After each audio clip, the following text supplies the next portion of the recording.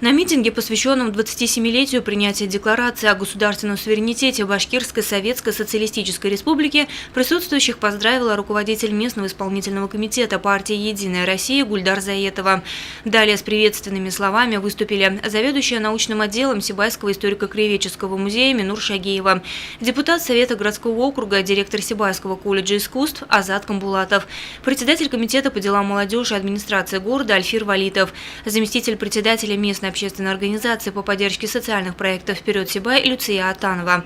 Все они поздравили собравшихся с Днем Республики и отметили, что этот праздник символизирует единение, патриотизм и сплоченность всех народов, которые стремятся к прогрессу и процветанию.